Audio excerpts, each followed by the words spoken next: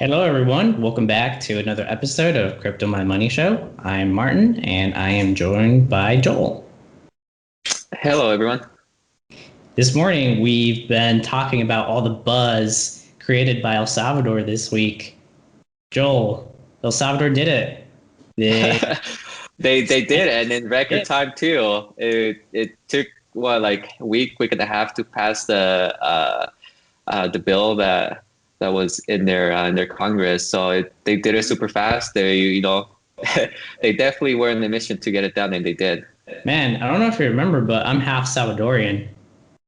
So, Oh yeah, yeah. I actually forgot about that. yeah, it's kind of hits close to home. My dad called me last night. He wanted to talk and he was asking me about the Bitcoin law, which is telling of the times, man. 5 years ago, nobody was interested in Bitcoin. And now people are waking up and, just happens to be that I'm half Salvadorian. All of a sudden, this country that most people don't like before this, people didn't really hear about El Salvador. So El Salvador didn't make news. And now it has leaped to the forefront of the collective crypto conscious and in finance in general, right? Like there's politicians all over the world that are seeking to mimic the path or are criticizing this move as like a threat to the dominance of the dollar, which in the long term it probably is.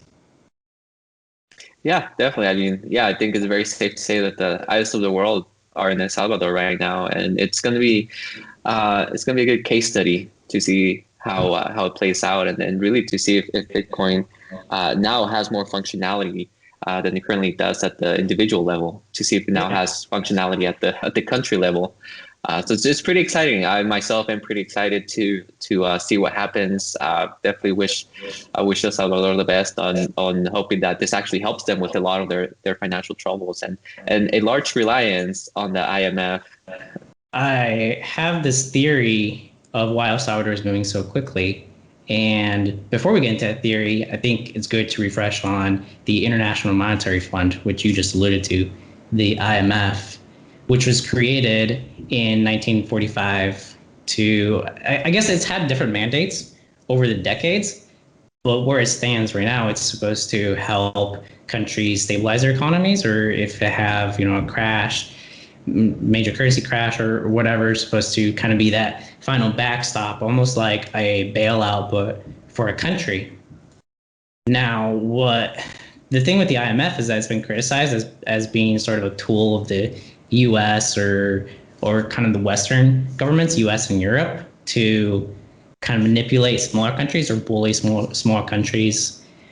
And there's been criticism like that they have to instill austerity measures as part of the conditions to receive a loan, or privatizing their industries to the benefit of corporations in developed countries. So there's sort of this like it seems to me that if you're like a government in a small country, it's kind of like playing with fire. If your economy is kind of kaboomy and you need help, you kind of go to the IMF, but it's like a loan shark, right? Like you go to the loan shark because you don't have money to pay your rent, but the shark's going to mess you up if you can't pay back. And if you're that desperate that nobody's going to loan you money but a loan shark, that it's just kind of setting you up for failure. So it feels like that might be a situation that a lot of small, especially developing countries are in, where they don't really have this alternative but to go with the IMF. But the IMF doesn't have that great of a track record. What do you think? No, I think that you definitely hit the nail on the head there. Yeah, the way that I think about the IMF is kind of thinking like at the individual level. If a person was struggling to buy food because they didn't have money and their only option, going to a payday lender to borrow money to be able to buy what they need to survive. But as we all know, if you borrow from a payday lender, that it usually comes with a lot of strings attached. One of those obviously being really high interest. With the IMF is if you're not able to pay what you borrow back, then it goes into what you mentioned of them day using that as leverage to go into a country and essentially do whatever they want to do, because they use that as leverage of the loan that they give. And so to me, it also seems like, the IMF, the initial goal, I understand, and I think it was a very good goal to try to help countries that were struggling financially, to help them, better their economy, so that it would flow down into the people and give them better lifestyle. But I think what it actually turned into is completely the opposite way, where now countries are borrowing money, but it's money that they have to pay back, and a lot of times what they invest that money on, the returns on that investment is not even enough to pay the interest or pay them back. Yeah. And so I think it just turned into a tool that the IMF, or really the wealthiest countries that make the IMF, a tool that they use for their own benefits. They saw the opportunity, and now they're just using it purely for that. And that's my opinion. Yeah. So I think that there's something interesting about El Salvador moving so quickly with this law. And I started doing some research, and I saw a lot of headlines from March and April that El Salvador was struggling with negotiation talks that they were having with the IMF. They even went as far as hiring a lobbyist out of DC, which to me just sounds weird. Like it's such a weird world that we live in, that a small country has to hire probably an overpaid lobbyist from DC to negotiate on their behalf with the IMF. So they were trying to get I think $1.5 billion loan from the IMF as they tried to restabilize and promote growth in the economy of El Salvador post-COVID. And I guess IMF wasn't really feeling it. So it makes me wonder, is this move by El Salvador to move towards Bitcoin and legalize Bitcoin as legal tender, is it El Salvador's way of giving the IMF the middle finger?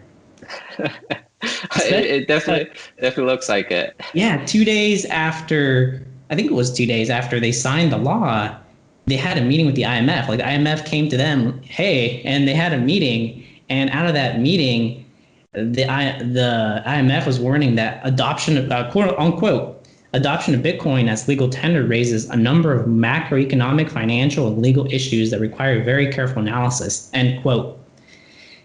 I think the IMF doesn't like it. It seems that they're like, hey, this is our power, right? Like we're supposed to be controlling the monetary system here, and you brought this Bitcoin thing in. Exactly. And I think, again, it goes back to kind of like the goal of why the IMF was set up, and how the goal really was to help countries better themselves financially, right? And something like Bitcoin has a potential. I mean, that's a very, in its way, innovative way of trying for a country to finance themselves and not be so much reliant on other countries. And so I think it's a huge opportunity for El Salvador, and the IMF is very scared, very concerned, because if it plays out well, then that could be the end of them, and it could kind of, it could set up the stage for other countries to follow suit. And like you mentioned, it scares them because it could mean that they lose their control, their grip on their ability to be able to manipulate other countries. Yeah, absolutely. I think this is why, particularly in Latin America, there's been a sudden surge of interest from other countries, and politicians in other countries have come out in support of a similar move in their own countries. So it feels like this is the beginning of a domino effect that will ultimately lead us to seeing Bitcoin as an informal reserve asset, right? The reality of a reserve asset is, if only a few countries think that something is a reserve asset, then it is a reserve asset. So we don't need the entire world to replace Bitcoin or to adopt Bitcoin over the dollar or the euro. It can start with a few small countries. Yeah, definitely. And I think if we think about what is the biggest problem with a small country's currency, what the biggest problem is, you would see that the biggest problem is that they tend to overprint, which leads to inflation. And inflation is really what tends to kill a lot of the currency of the small countries, which Bitcoin is the perfect solution for that, because I mean, you cannot print Bitcoin. Bitcoin already has a preset number. And the only way to, I guess, quote unquote, print is for a person to mine it. But it's very hard for a country to take control of Bitcoin because it's decentralized. So it's like Bitcoin is the perfect solution for one of the biggest problems that small countries tend to have, which is inflation. Which the IMF supposedly is also kind of helping countries with that, given that the loans that they give are backed by U.S. dollars, which according to them tends to be the most stable currency out there. Right. Ultimately, if the experiment in El Salvador works, I think we'll be seeing more countries go this way to the benefit of the people, because no politician and no central bank can manipulate the supply, as you said. Whereas right now, currencies, they're not backed by anything, so they could be manipulated, and that at the end of the day affects everyday people. It doesn't affect politicians and the wealthy connected families.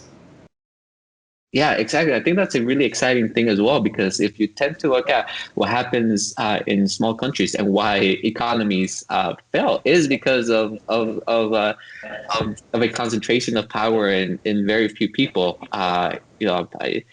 It tends to concentrate, within whoever is leading the government, or if there's a dictator in the country, then the dictator. And again, going back to Bitcoin, like, since it's decentralized, like, that solves that biggest problem, biggest challenges that small countries tend to have, which is one person or a few people controlling the decisions, just because they control the money supply.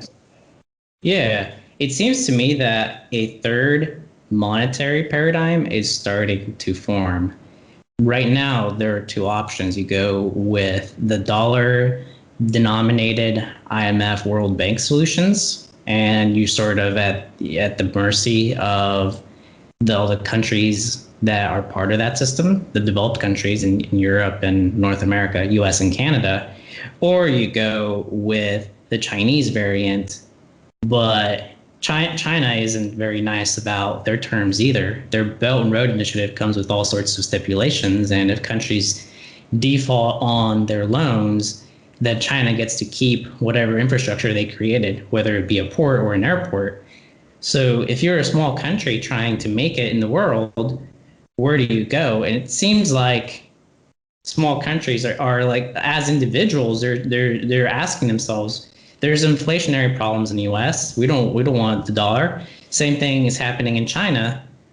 So what do? We don't, as a small, right, like, if I'm a small country, I don't want to be paying for the debts of a big country, because that's what inflation is. It's a hidden tax. It's great if you like, as a large country like the US, if you have a bunch of public debt, your inflation then allows you to service the debt. But in a small country, that inflation means that everyday people all of a sudden are struggling to pay for everyday goods and food even.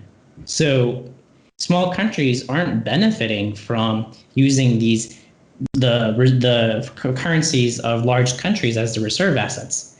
Yeah, exactly. It's kind of when you look at it, it's it doesn't seem fair, right? It's the wealthiest countries that tend to have a large supply of U.S. dollars, like you mentioned, right? The inflation actually helps their benefit, but for the small poor countries that take out these loans in U.S. dollars, the inflation actually is detrimental for them, which actually, something that was meant to help them actually is a lot worse than probably in some cases before they even took the loan. Yeah, it's a double-edged sword. Exactly. Yeah, exactly. But like you mentioned, I think China has also kind of gone through the history book, and they saw what the U.S. was doing with the IMF, and they tried to copy a play from that book, and we're seeing what they're doing with the Silk Road. Right. And it's also interesting to see that China is cracking down specifically at the same time. And I think it's because China is seeing that cryptocurrencies provide this relief valve for people that want to escape this old system where inflation quietly removes your purchasing power. And I think that's why China is cracking down Whereas we're seeing countries in Latin America waking up and saying we want to embrace Bitcoin. So it's to me it's really telling that you have the largest or second largest economy in the world cracking down and shutting down crypto operations, shutting down crypto influencers, and you have these small developing countries in Latin America opening up. That's where I connected the dots and started to think, hey, I feel like there's a much bigger story developing here. It's really cool to see Bitcoin as legal tender in a country, but I think there's something bigger that we'll see unfold over the next 5 years. I'm right there with you. And I think it even goes, if a person thinks about like any big innovative technology that has came out, like, the iPhone or even the internet, right? There's always those early adapters whose that new technology solves their biggest pain, or who have the biggest pain that the technology solves. They're always the ones to adopt it early because they're in the biggest need of that solution. And I think that applies a lot to what we're seeing in those smaller countries in South and Central America, and that they have that big problem, and Bitcoin appears to be the solution for that, and they're being the early adapters to that. And it could benefit them very, very well in the long term if it all plays out good for them.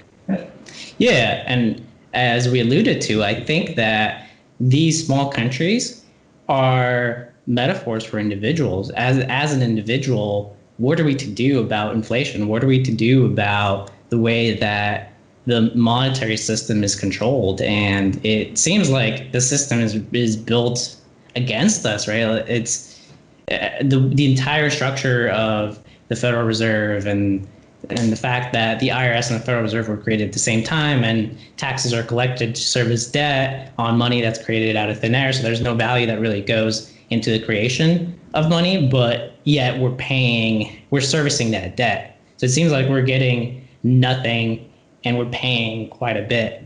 So as an individual, as part of this broader system, what are we to do? And I think as El Salvador and these other small countries are thinking, as an individual, I feel like Bitcoin is that escape path.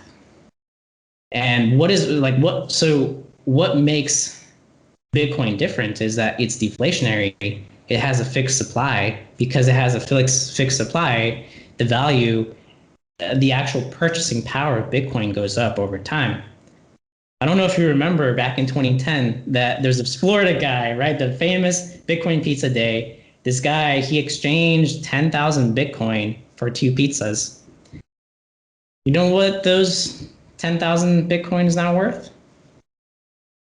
A whole lot more. Somewhere between $300 and $400 million. That is the power of deflation, because Bitcoin is a scarce asset.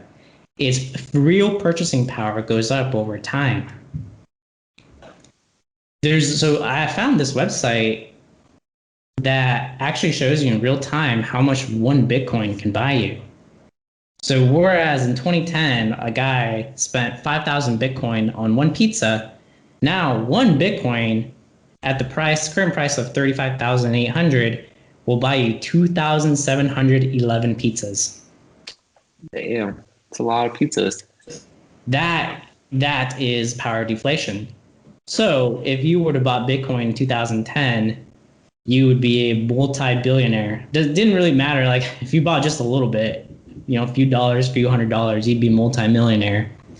Whereas if you had millions of dollars in the bank in 2010 and just left it in your bank, now you would still have that money, but it would buy you a hell of a lot less. And $1 million in 2010 might have bought you a really nice mansion in a suburb, and now those $1 million are not going to buy you that much.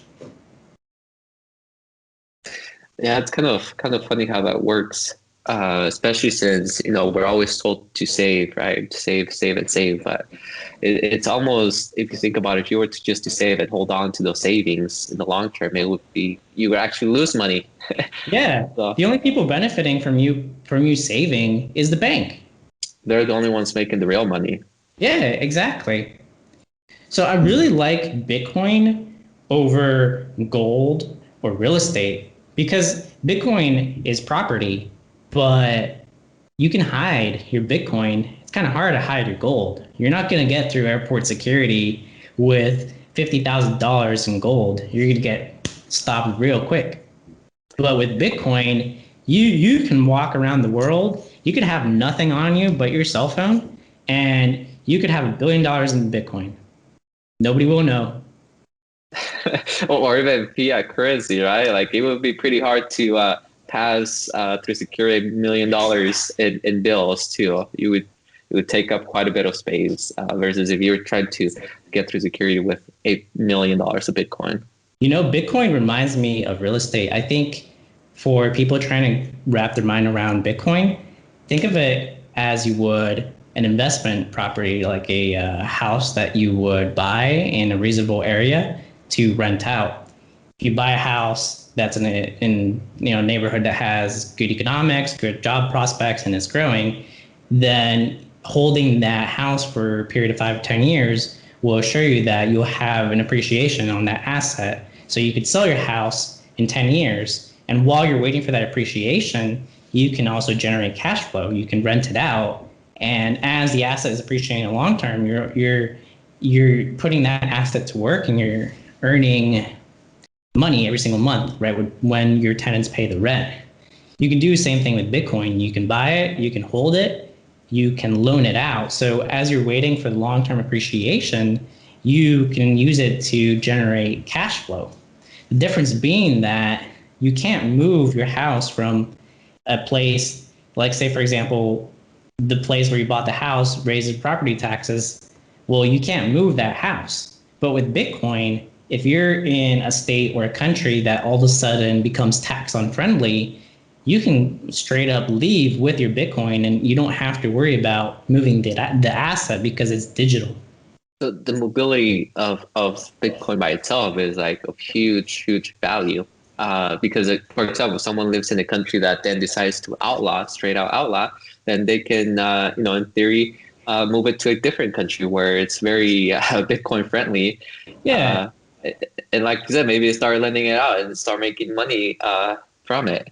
Yeah. So Bitcoin, in my eyes, is like digital real estate, but without the drawback that real estate has, that you can't move your real estate to a place that is more favorable in terms of tax or regulation. Exactly. So you bring up something that's pretty important and pretty interesting, the concept of cash flow, to where Bitcoin can not only be an asset, but it could also be a source of cash flow by lending it out. So another plus for Bitcoin. Yeah.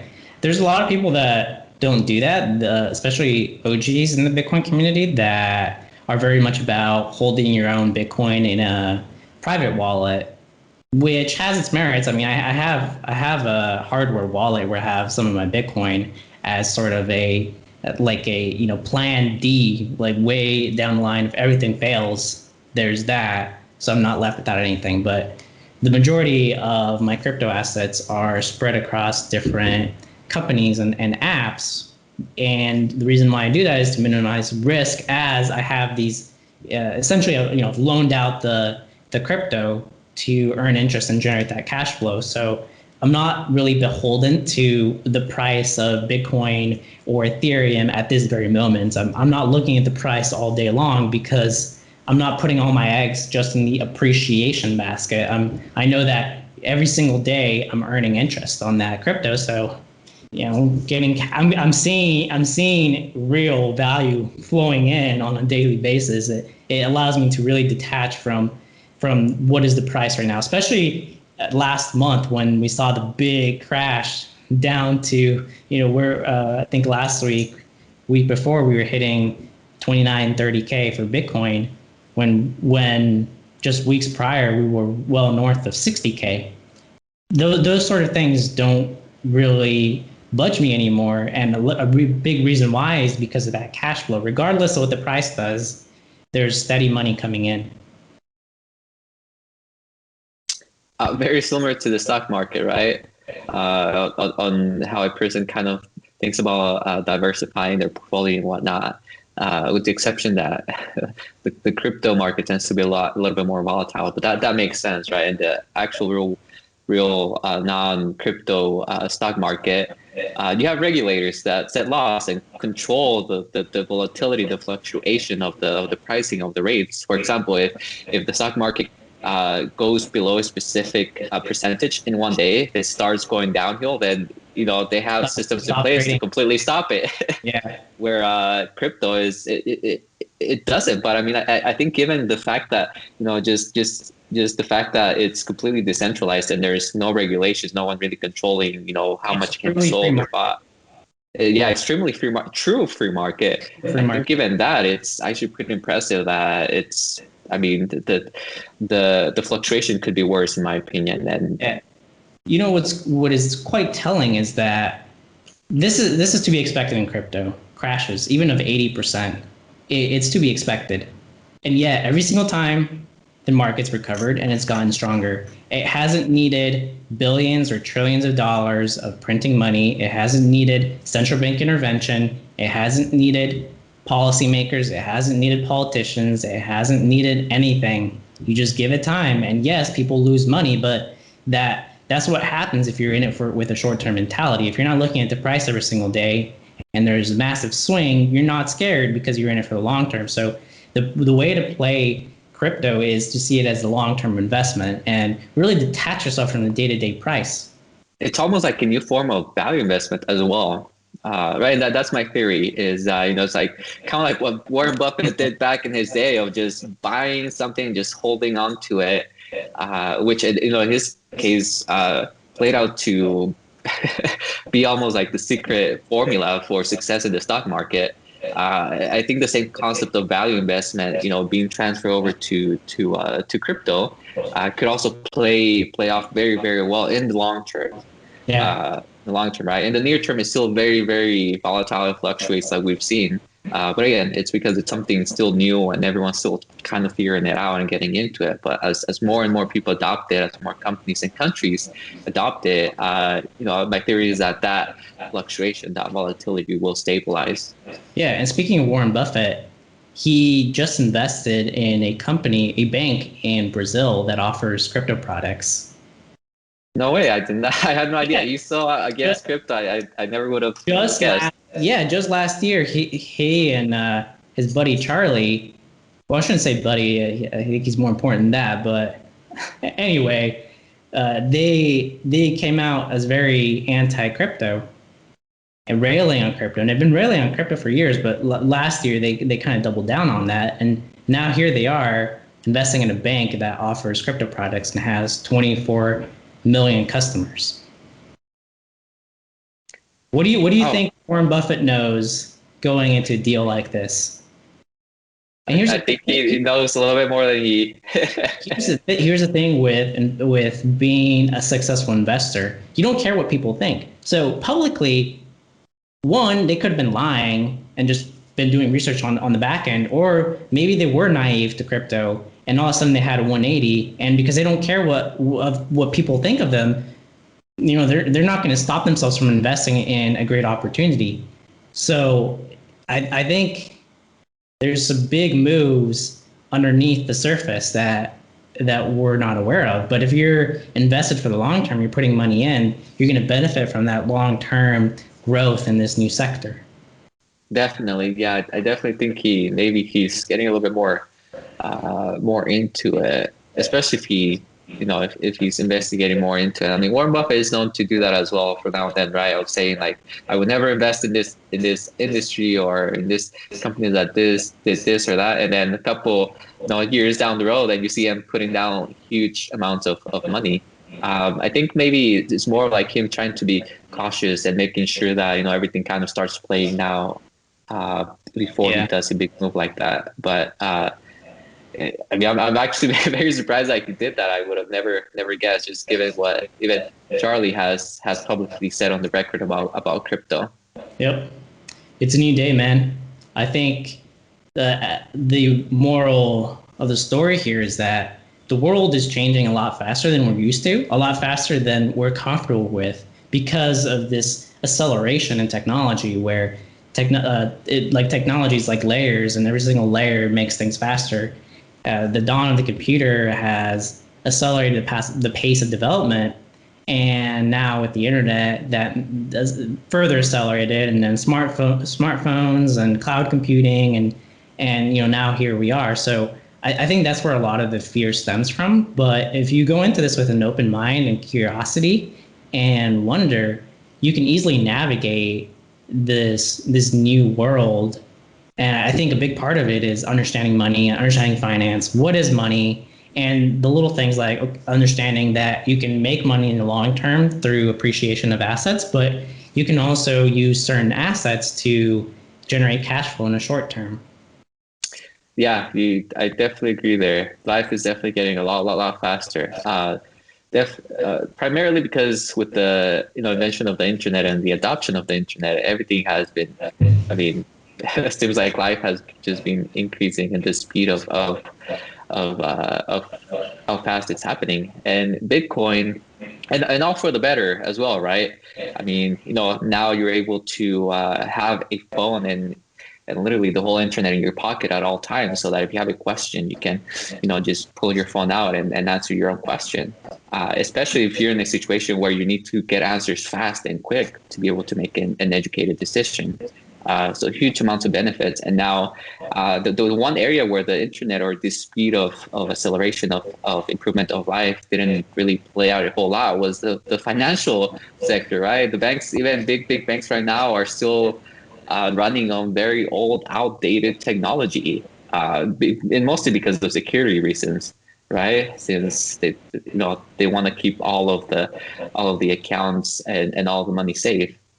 But Bitcoin is a tool. It's something, or provides new tools that could disrupt banks, and is doing so, and could provide a whole lot more efficiency and speed that is needed. So it's pretty exciting. Yeah, we're living in exciting times. And sticking on this theme of broadening your knowledge and staying curious, I have two book recommendations, books that I've recently read. The first is The Price of Tomorrow. And that book talks about how technology is deflationary. By its very nature, technology lowers costs of things. As an example being your smartphone. Before the smartphone, you had a landline, or maybe you had one of those early cell phones. You also needed a calculator, a camera, you needed film for that camera, and separate game consoles, or like a Nintendo DS, microphone, GPS unit. All those things are now consolidated into one device. Now you can buy a $200, $300, $500,000 device that replaces all those other things. That is deflation. So technology left to its own devices is deflationary, is what the author Jeff Booth argues. But the monetary system that we currently live in requires inflation. It requires that there be credit and money printing and all these things to stimulate growth, right? It's about more. So what he's saying is that technology is deflationary, the current system requires inflation, and we're at odds. And that's why we have polarization and all these political issues, because technology wants to do one thing and the people in power want to do another thing. And very likely because this is looking, if a person does the research and at least at a high level understand the technology, it would be very clear that this has a potential of shaking up the people that have all the power and that control everything. And not to get all political here, but it's interesting that the goal of the government was to make it so that society in itself, everything that happened within society was for the best interest of society, of everyone. But almost anyone that you talk to about the government and whatnot, they usually, they have things to say in the lines of they have too much power. They're not really, they're acting on the best interest of the people. And if you study and follow cryptocurrency, especially blockchain, that actually has a potential of being of being something that, if applied the right way, could actually, in many ways be for the people by the people. Yeah. Be, because government tends to be biased, given that individuals run the government, and mostly, well, pretty much every individual has their own personal agenda of the goals that they want to reach, and so on. Right. So Well, and then you have central banks that are not elected by the people, that actually, you could say, have the real power. It almost seems as if the politicians and politics is this theater, whereas the people doing the actual work, the actual running of the country, are in the central banks, and they're not elected. And they're the ones driving, whether it be inflation or just money printing. And at the end of the day, inflation is a hidden tax on you and me and all the people we know, because our real purchasing power falls year over year. definitely. But So great. but it benefits people who have a lot of debt, who have like no, not people, but institutions have a lot of debt, because inflation basically reduces the debt amount. Because if you have a fixed amount of debt and money's worth less, then you got more in the past and you're paying for it with less in the future or in the present. It also benefits people that have a lot of assets, big time investors. That's why over the past year, people who've done best have been the 1%, because they had all the assets to begin with, and then all this money printing raised the price of assets, and then all of us are left to pay the bill, so to speak, with higher food prices, higher real estate prices, higher cost of cars, all those things. So Price of Tomorrow, it's a great read. I recommend it. It's a very interesting read, and it's a different perspective. And it goes counter to the narrative that government and quasi-government institutions are trying to feed us. I think it's a good book to play devil's advocate with the current monetary system. Sounds like a really great book. I'm definitely going to add it to my list. Yeah, you ought to read it, man. And to wrap things up, 2030 is another book. It's not specifically about cryptocurrencies or investing, although they do touch on cryptocurrencies as this broader trend. And it argues that there were all sorts of changes in demographics and economics and technology that have been stirring and brewing under the surface, that have all come together and accelerated because of COVID. Yeah, that's actually a really, really great book. I just recently started reading it, and I would highly recommend it as well. It definitely, and it's a fairly new book as well, so it's very, very up to date. But it definitely gives new perspectives on where the world could head, or the world could be at by 2030. Yeah, it speculates on a lot of things, amongst them that the next decade is going to be the decade of Asia. And then after that, it'll be the time for Africa to shine.